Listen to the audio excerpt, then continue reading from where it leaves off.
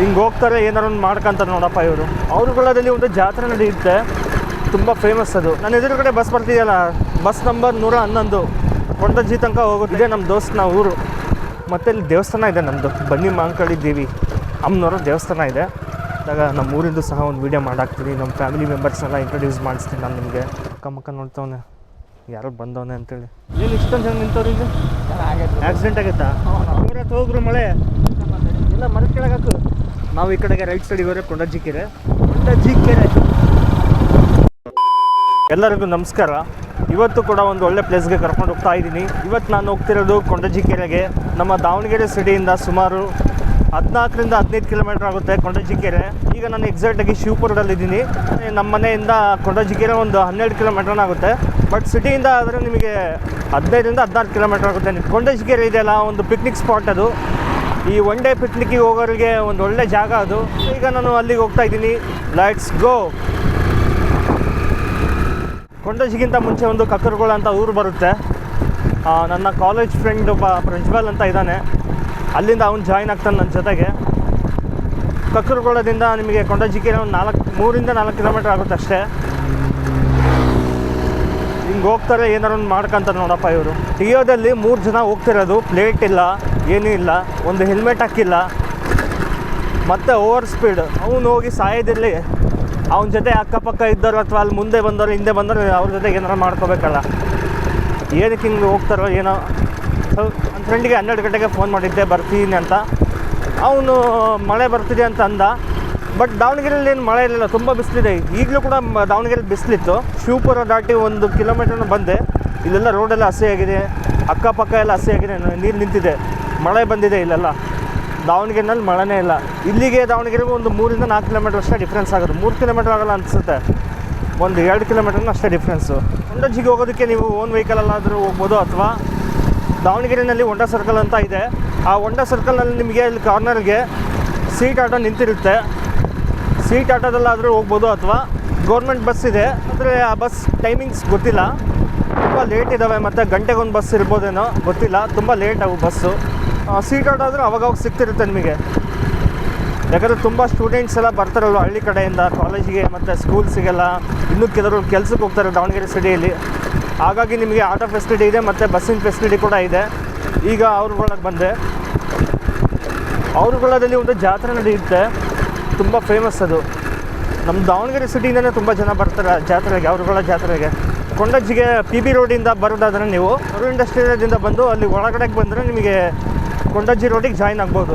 ನನ್ನ ಎದುರುಗಡೆ bus ಬರ್ತಿದೆಯಲ್ಲ, bus number 111 ಇದೇ ಬಸ್ ನೋಡಿ. ಕೊಂಡಜ್ಜಿ ತನಕ ಹೋಗುತ್ತೆ ಈ ಬಸ್. ಏನೋ ಒಂದು ಹಳ್ಳಿಗೆ ವಿಸಿಟ್ ಮಾಡಿದಾಗ, ಯಾವುದೋ ಒಂದು ಹಳ್ಳಿಗೆ ಹೋದಾಗ ನಮ್ಮ ಊರು ನೆನಪಾಗುತ್ತೆ. ನಾನು ಹುಟ್ಟು ಬೆಳೆದಿದ್ದೆಲ್ಲ ದಾವಣಗೆರೆನೇ. ನಮ್ಮ ತಂದೆಯವರು ಹುಟ್ಟಿದ್ದು ಇದೇ ಊರೇ. ಬಟ್ ನಮ್ಮ ತಂದೆಯ ತಾತ ಹುಟ್ಟಿದ ಊರದು. ದಾವಣಗೆರೆಯಿಂದ ಸುಮಾರು 200 ಕಿಲೋಮೀಟ್ರ್ ಆಗುತ್ತೆ. ಊರ ಹೆಸರು ಬಂದು ಮಲ್ಲಿದೇವಿ ಹಳ್ಳಿ ಅಂತ. ತಿಪ್ಟೂರಿಂದ 18 ಕಿಲೋಮೀಟ್ರ್ ಹೋಗಬೇಕು ಮತ್ತೆ ಹಳ್ಳಿಗೆ.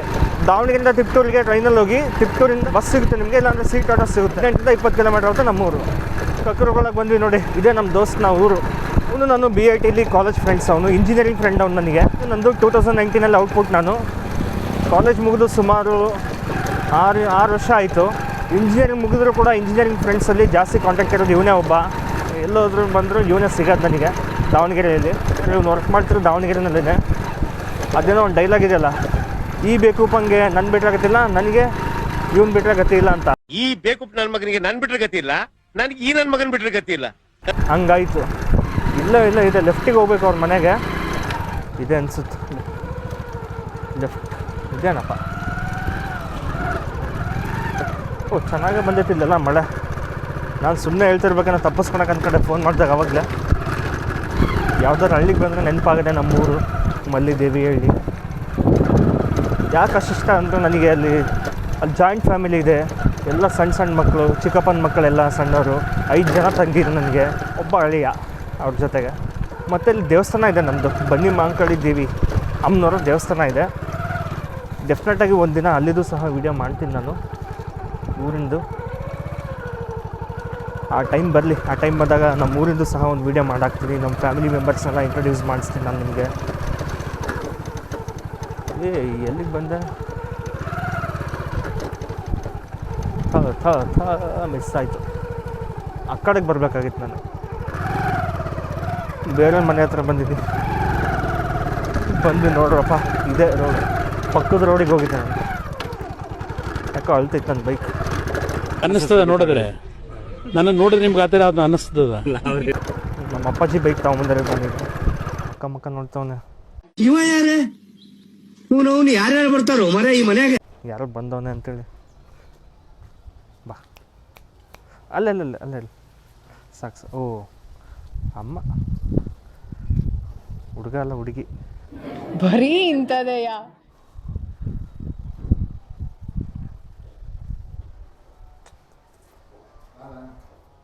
ಮಕ್ಕಂಡಿಯ ಮಾಡಿ ಆಂಟಿ ಆಯ್ತು, ಊಟ ಮಾಡ್ಕೊಂಬಂದೆ. ಈಗ ಹುಡುಗ ಕೊಂಡಜ್ಜಿಗಿರಿ ತೋರಿಸಂತ ಬಂದ್ರೆ ಇಲ್ಲಿ ಜಾಲಿ ಕ್ಲೀನ್ ಮಾಡೋದನ್ನ ತೋರ್ಸಕತ್ತೆ. ಇಲ್ಲಿ ಕರ್ಕೊಂಬಂದು ಎಲ್ಲಿ ಅವನು ಇವತ್ತು ಪೂರ್ತಿ JCB ಕೆಲಸ ಮಾಡೋದನ್ನೇ ತೋರ್ಸ ಅಂತ ಅನ್ಕೊಂಡೆ. ಕೊನೆಗೂ ಕರ್ಕೊಂಡು ಹೋಗ್ತಾವನೆ ಕೊಂಡಜ್ಜಿ ಕೆರೆಗೆ. ಇಲ್ಲಿಂದ ಎಷ್ಟು ಕಿಲೋಮೀಟರ್ ಆಗುತ್ತೆ ಕೊಂಡಜ್ಜಿ ನಿಮ್ಮೂರಿಂದ? ಹಾಂ, ಎಲ್ಲಿ ಇಷ್ಟೊಂದು ಜನ ನಿಂತವ್ರು ಇಲ್ಲಿ? ಆಕ್ಸಿಡೆಂಟ್ ಆಗುತ್ತಾ? ಆಕ್ಸಿಡೆಂಟ್ ಆಗುತ್ತೆ. ಗಾಡಿ ಕೆಟ್ಟಿರ್ಬೇಕೇನೋ. ಆಕ್ಸಿಡೆಂಟ್ ಅಲ್ಲ, ಗಾಡಿ ಕೆಟ್ಟಿದೆ. ಆಕ್ಸಿಡೆಂಟ್ ಆಗಬೇಕು, ಯಾರಿಗೂ ಏನಾಗಬಾರ್ದು. ಬಟ್ ಆದರೂ ಅವರು ಹುಚ್ಕೊಂಡು ಅವ್ರು ಓಡಿಸ್ಬೇಕು ಅಷ್ಟೇ ಅವ್ರ ವೆಹಿಕಲ್ಸ್ನ. ಮೋಡ ಮುಚ್ಕೊಂಡಿರೋದಕ್ಕೆ, ಆ ಕಡೆ ಗ್ರೀನ್ ಇರೋದಕ್ಕೆ, ಈ ರೋಡಲ್ಲಿ ಹೋಗ್ತಿರೋದಕ್ಕೆ. ಇದು ಯಾವುದೋ ಮಲೆನಾಡಲ್ಲ, ಇದು ಕಕ್ಕರುಗಳಿಂದ ಕೊಂಡಜ್ಜಿಗೆ ಹೋಗೋ ರೋಡ್ ಇದು. ಮಳೆ ಬಗ್ಗೆ ಮಾತಾಡಿದ್ದೆ, ಮಳೆ ಸ್ಟಾರ್ಟ್ ಆಗ್ತದೆ. ಜೋರಾಗಿ ಹೋಗ್ರು ಮಳೆ ಎಲ್ಲ ಮರದ ಕೆಳಗೆ ಹಾಕು.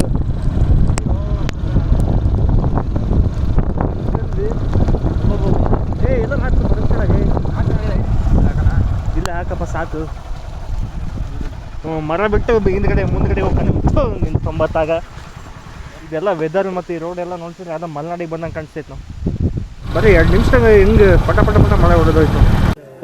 ಪಟ ಮಳೆ ಹೊಡೆದೋಯ್ತು. ಹಿಂದ್ಗಡೆ ಮಳೆ ಎಲ್ಲ, ಆ ಮರದಿಂದ ಈ ಕಡೆ ಮಳೆ ಐತಲ್ಲ, ಅಲ್ಲಿ ಇಲ್ಲಿ ಒಂದು 50 ಮೀಟರ್ ಅಷ್ಟೇ ಡಿಫ್ರೆನ್ಸ್ ಇರೋದು. ಈಗ ಇವ್ರ ಹತ್ರಲ್ಲಿ ಹೋಗ್ರು ಮಳೆ ಮತ್ತೆ ಏನು ಬರೀ ನಿಲ್ಸೋದೇ ಆತಪ್ಪ. ನಾವು ಈ ಕಡೆಗೆ ರೈಟ್ ಸೈಡಿಗೆ ಹೋದ್ರೆ ಕೊಂಡಜ್ಜಿಕೆರೆ, ಸ್ಟ್ರೈಟಾಗಿ ಹೋದ್ರೆ ಕುರುಬಳ್ಳಿ ಕ್ರಾಸಿಗೆ ಹೋಗ್ತೀವಿ. ಆ ಕಡೆಗೆ ಹೋದ್ರೆ ಸ್ಟ್ರೈಟಾಗಿ ಹೋಗಿದ್ರೆ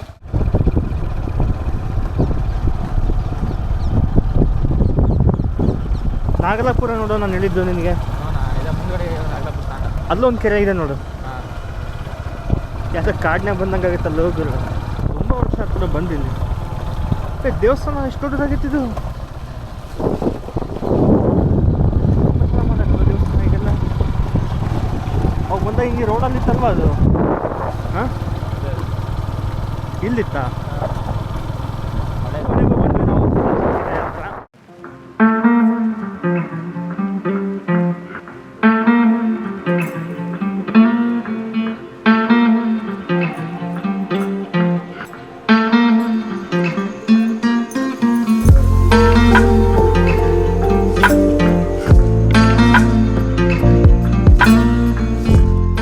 ಸ್ಪಾಟಿಂದ 2.5 ಕಿಲೋಮೀಟರ್ ಆಗುತ್ತೆ ನಾಗಲಾಪುರ ಅಂತ. ಅಲ್ಲಿಗೆ ಹೋಗಿ ಬಂದು ವಾಪಸ್ ನಾವು ಕೆರೆ ಹತ್ರ ಹೋಗಿ ಅಲ್ಲಿ ವಿಡಿಯೋ ಮಾಡ್ತೀವಿ. ಈ ಫಸ್ಟು ನಾಗಲಾಪುರ ಹತ್ರ ಹೋಗ್ತಿದ್ದೀವಿ. ಎಲ್ಲಿ ತನಕ ಆಯ್ತು ಗುರು ನೀರು? ಇಲ್ಲಿ ಇನ್ನೂ ಆಳಾಯ್ತಾ? ಇಲ್ಲಿ ತನಕ ಆಳಾಯ್ತಾ? ನೋಡಿ, ರೋಡಿಗೆ ಬಂದಿತ್ತು ನೀರು.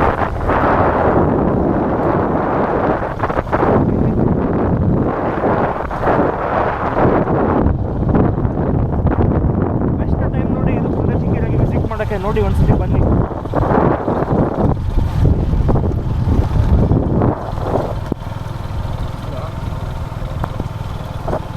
ನಾವು ಹೋಗಿ ಇಲ್ಲಿ ನಾಗಲಾಪುರಕ್ಕೆ ಹೋಗುವಾಗ ಇಲ್ಲೆಲ್ಲ ನವಿಲು ನೋಡಿದ್ದೆ ನಾನು. ಓ ಇದಾವಲ್ಲ ಇಲ್ಲಾಯ್ತು, ಹೋಯ್ತು. ಈ ನಾಗಲಾಪುರ ನನಗೆ ತುಂಬ ಸಣ್ಣ ವಯಸ್ಸಲ್ಲಿದ್ದಾಗ ನಮ್ಮ ತಂದೆ ಜೊತೆಗೆ ಬರ್ತಿದ್ದೆ. ಊರ ಹೆಸರು ಗೊತ್ತಿರಲಿಲ್ಲ. ಇವನಿಗೆ ಅದೇ ಹೇಳ್ಕೊಂಬಂದೆ. ಅಲ್ಲಿ ಒಂದು ಕೊಂಡಜ್ಜಿಯಿಂದ ಸ್ವಲ್ಪ ದೂರ ಬಂದರೆ ಒಂದು ದೇವಸ್ಥಾನ ಇದೆ ಅಂತ. ಹೆಸರು ನನಗೆ ಗೊತ್ತಿರಲಿಲ್ಲ, ಇವನು ಕರೆಕ್ಟಾಗಿ ಹೇಳಲಿಲ್ಲ. ಬಟ್ ಎಲ್ಲಿಂದ ಸ್ಟಾರ್ಟ್ ಆಗುತ್ತೆ ಅಂತ ಗೊತ್ತಿತ್ತು, ನಾಯಿಂದ. ಈಗ ಅಲ್ಲಿ ಬೋರ್ಡ್ ನೋಡಿದ್ಮೇಲೆ ನಾಗಲಾಪುರ ಅಂತ ಗೊತ್ತಾಯಿತು. ಅದಕ್ಕೆ ಫಸ್ಟ್ ಇಲ್ಲಿಗೆ ಹೋಗೋಣ ಅಂತ ಹೊಡಿ ಅಂತಂದೆ. ಈಗ ಅಲ್ಲಿಗೆ ಹೋಗ್ತಿದ್ದೀವಿ. ಏನು ಈ ಕಡೆ ಕಾಣಿಸ್ತಿದೆಯಲ್ಲ, ಇದೆ ಕೊಂಡಜ್ಜಿ ಗುಡ್ಡ. ನಾನು ಸಣ್ಣ ಇದ್ದಾಗ ನಮ್ಮ ಅಪ್ಪನ ಜೊತೆಗೆ ಈ ದೇವಸ್ಥಾನಕ್ಕೆ ಹೋಗುವಾಗ ನಮ್ಮ ಅಪ್ಪಾಜಿ ತೋರಿಸ್ತಿತ್ತು ಈ ರೂಟ್ನಲ್ಲಿ ನವಿಲು ಜಾಸ್ತಿ ಇಲ್ಲಿ. ಅಲ್ಲಿ ಸೌಂಡ್ ಆಯಿತು, ನಾವು ಇಳಿದು ವೀಡಿಯೋ ಮಾಡೋ ಸ್ಥಿತಿಗೆ ಹೋಯ್ತದು. ಬರುವಾಗ ಯಾರು ಸಿಕ್ಕರೆ ತೋರಿಸ್ತೀವಿ. ಇದೆ ನೋಡಿ ನಾಗಲಾಪುರ ತಾಂಡ. ಇನ್ನು ಸ್ವಲ್ಪ ಇನ್ನೊಂದು ಅರ್ಧ ಕಿಲೋಮೀಟರ್ ಅಷ್ಟೇ ದೇವಸ್ಥಾನ. ನಾನು ಹೇಳಿದ ದೇವಸ್ಥಾನ ಇದೆ ನೋಡಿ, ನನ್ನ ಲೆಫ್ಟ್ ಸೈಡಲ್ಲಿದೆ. ನಾನು ಹೇಳಿಲ್ಲ ರೈಟ್ ಸೈಡಿಗೆ ನದಿ ಬರುತ್ತೆ ಅಂತೇಳಿ. ಯಾವ ದೇವಸ್ಥಾನ ಇದು? ಭೂತಪ್ಪನ ದೇವಸ್ಥಾನ ಅಲ್ವಾ? ಓ, ಇದೆ ನೋಡಿ ಭೂತಪ್ಪನ ದೇವಸ್ಥಾನ. ಕೆರೆ ಐತಲ್ಲ, ಇಲ್ಲಿ ಜಾಸ್ತಿ ನಾನ್ ವೆಜ್ಜೇ ಮಾಡೋದಿಲ್ಲ. ಇಲ್ಲಿ ಒಂದ್ಸತಿ ಬಂದು ಮಾಡ್ಕೊಂಡಂಗಿದೆ ಕಣ. ಇಲ್ಲಿ ಅಡುಗೆ ಮಾಡ್ಕೋಬೋದು, ಕೋಳಿ ತೊಗೊಂಬಂದ್ರೆ ಇಲ್ಲೆಲ್ಲರೂ. ಹಾಂ, ಅಲ್ಲಿದೆ. ಮುಂಚೆ ಹಿಂಗೆಲ್ಲ ಇರಲಿಲ್ಲ. ಇದೆ